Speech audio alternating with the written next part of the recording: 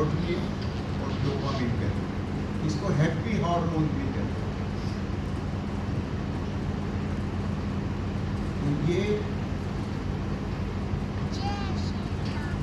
हर काम को बैलेंस करना है। तिलक क्यों लगाते हैं? रंजन जी नाम है ना, रंजन जी बाहर आए तो मैंने कॉम्प्लीमेंट दिया है, मैंने कहा आपका तिलक बड़ा सुंदर है। तो तिलक इसलिए लगाते हैं, जो यहाँ तिलक लगाते हैं उसके बेड़ी के अंदर, that is the junction of pituitary and pineal gland. हर काम करने की शक्ति आप में आती है, बैलेंस बनता है, इमोशनल बैलेंस बनता है, भावात्मक संतुलन बनता है।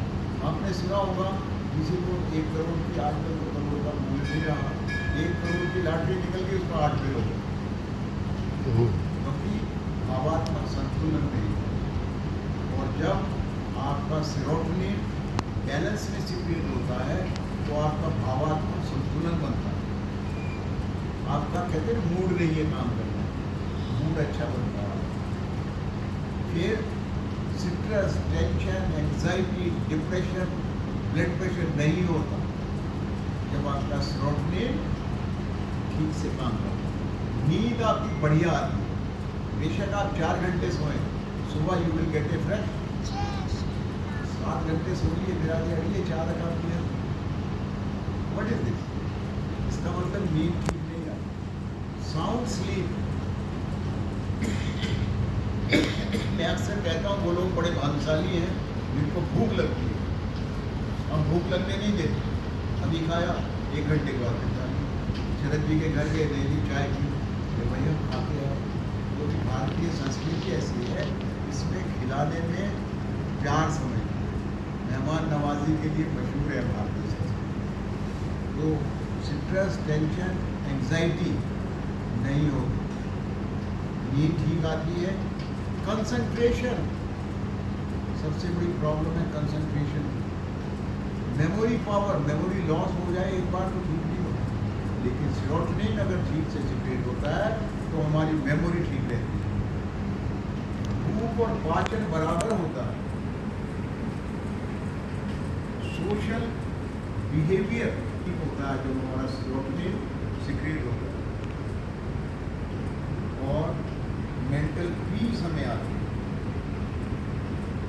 और इसके लिए हमें करना क्या है, कैसे ये होगा, तो 2-4 बिंदु मैं आपको बताऊंगा। सेरोटोनिन और क्या बताया, डोपामिन, उसको सिक्रेशन ठीक हो, उल्टी गिनती गिनिए, 100, 99, 98, 97, 96, 95, 92, 93, 92, 91, 90 या 100, 100, इसको 100 से लेके 1 तक गिनती गिनिए, दिन में 5-7 बार गिनिए।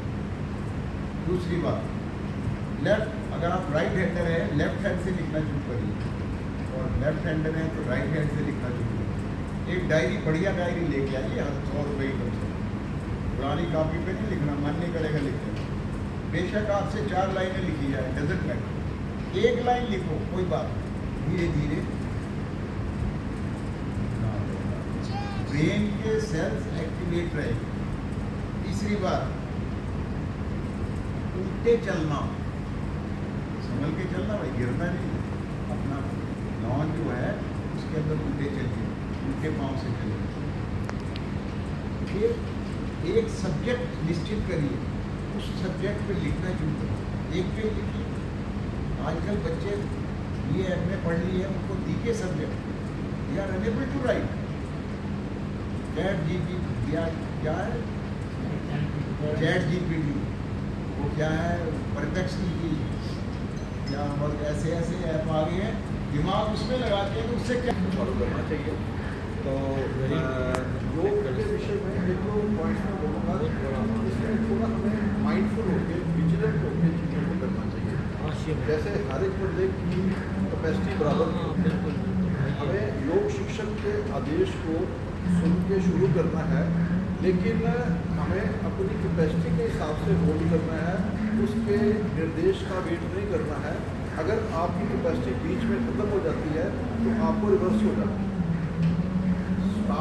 स्टार्ट योग शिक्षक के आदेश से करना है, लेकिन उसका जो अंत करना है वो अपनी कैपेसिटी के हिसाब से करना है। ये चीज़ हमें ध्यान रखनी है। और जब हम रोगी हैं तो योग आसनों को अवॉइड करना है। जब हम रोग है, हमें कोई ब्लड प्रेशर जैसे आता है उसको पहले ठीक करना है और फिर हमें योग आसनों में आना है। तो ये चीज़ें हमें ध्यान रखनी है। और इसके साथ साथ योग का एक फंडा मेन है कि stretch, hold, relax, stretch, hold, feel and relax. ये योग का मेन, इसके योगासनों का मेन है। जो एक्सरसाइज है उसमें हम एनर्जी लेते हैं, उसमें रिलैक्स की कोई जगह नहीं है। उसके बाद अपनी एनर्जी को फिर रिगेन करते हैं रिलैक्स करके। तो हमें है कि योग आसनों को अपनी स्वास्थ्य के हिसाब से और कुछ रूल्स को फॉलो करके और अपने लोगों को भी पहले हमें देखना है और उनके एडवाइस के साथ। जैसे किसी को हार्ट की तकलीफ है तो अगर वो जोर से हंसना शुरू हो जाएगा तो तकलीफ हो जाएगी। कोई प्रेगनेंसी है उसमें कुछ आसन हम करना शुरू हो जाएंगे, देखा देखी तो नुकसान हो जाएगा। हमें ये प्रिकॉशंस को भी पूरा वाच